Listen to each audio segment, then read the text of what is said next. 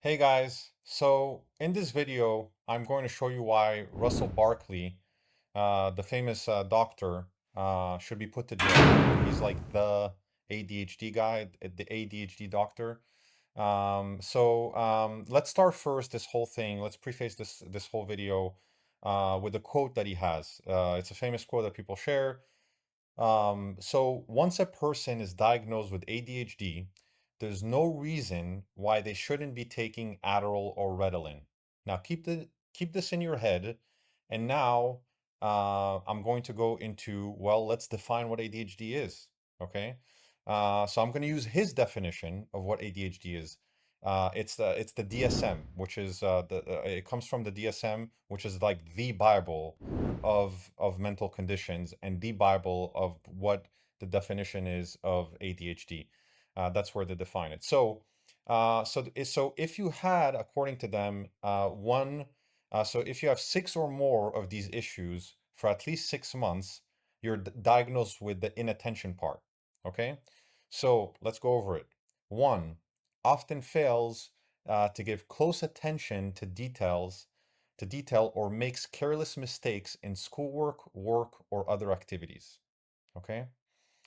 Often has difficulty sustaining attention in tasks or play activities. Once often does not seem to listen when spoken to directly. Okay. Four, often does not follow through on instructions and fails to finish schoolworks, errands, or duties in the workplace. Five, often has difficulty organizing tasks and activities. Six, often avoids, disliked, or is reluctant to engage in tasks that require sustained mental effort. Seven, often loses things necessary for tasks and activities. Eight, is often easily distracted by extraneous stimuli. Eight, is often forgetful in daily activities. So that's the inattention part, and there's also the hyperactivity impulsivity part. So again, you have to have six or more of these issues for at least 6 months. One, often fidget with hands or feet or squirms in seat. Often leaves seat in classroom or is in situation in which remaining seated is expected. By the way, the first one often fidgets with hands or feet or squirms in seat. It's like, man, all these are like ridiculous. Three, often runs about or climbs in situations where it is inappropriate. Like, could you believe it? Your child is climbing? Man, you should lock up that kid, you know? Often unable to play or engage in leisure activities quietly. Oh my God. Could you believe it? Your kid can't play quietly. You should do something about it. That's terrible. Is often on the go or acts as if driven by a motor. Again, these kids, man, we got to do something about it. We got to drug them. Often talks excessively. Imagine you have a creative kid that just likes that has a lot to say, and it's like, man, we got to do something about this kid. It's like he talks too much. Blurts out an answer before a question has been completed. Well, I could say, well, maybe he's a very smart kid and he could actually, make good predictions of what will come next of your boring ass. Has difficulty waiting his or her turn. Okay.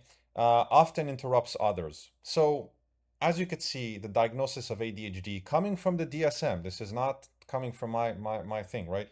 Is extremely subjective.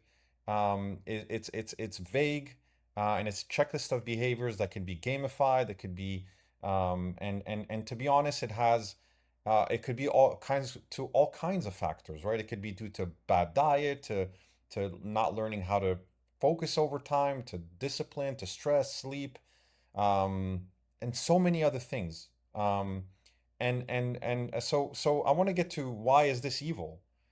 So if they just kept it at that and just called you ADHD, that's fine by me. But here's where it gets weird, very fucking weird. So this code is insane. It's in page 738 6. In this version of the DSM, it's called code 995.2. There's a code, and I'll summarize it for you, that states that if your focus of your medication is the side effects that you're going through. So let's say you're taking that Ritalin and Adderall and you have side effects. Terrible side effects, by the way. I've gone through those side effects. Addiction, sleep issues, diet issues, mental issues, you name it, what Ritalin and Adderall could bring to your life. And of course, death and heart palpitations, you name it, I've had it all. So then the reason why you're going through, like the reason why you're focusing on these side effects is not because and the reason why you want to discontinue with it, um, is because, and I quote, it's because of discomfort, high cost of treatment, or personal values and beliefs such as religious or cultural considerations. They're masquerading this as you having all these like side effects because, well, you're focusing on these issues because you're probably religious, or you have cultural considerations, or you're thinking of high cost of treatment. We're completely disvalidating that you can't that you have all these mental issues, that you might become an addict, that you're not sleeping well. Like, my God, I can't even explain what Adderall it could do to you, or your kid, or Ritalin. Like, the amount of side effects, palpitation, but all these don't really matter. Like, you're basically, the reason why you're complaining about these things, you're dumb. That's what they're saying. You're saying it's because you're dumb. You're a religious guy. You have cultural weird considerations. They're invalid, you know? I mean, it's not because you're actually taking an amphetamine. You're basically becoming a meth head. Hey, hey, what happened? Where you been? You've been gone the whole time. Did you find any of this shit? No, that's totally to the side. So let's repeat again his quotes. His quote: Once a person is diagnosed with ADHD, there's no reason why they shouldn't be taking Adderall or Ritalin. These guys want to fucking push you basically I call it meth. It's the same family as meth. It's an amphetamine. Now, do you see why this quote is evil? Do you see why I have issues with this? I want to fight that whole industry. The level of superiority and malice of these people. They think they're better than you. They think you can improve this condition on your own. I have improved this condition on my own. They want to turn you into a meth head. Don't forget that 116,000 people in 2012 alone admitted themselves to rehab due to Adderall. Okay, and that's not including the meth heads that became meth heads because they started off with Adderall. Again, my message is you can do it naturally. I used to take 80 milligrams a day. Subscribe, and I will show you how I did it, and others have done it without any meds. It's possible. Much love. Bye.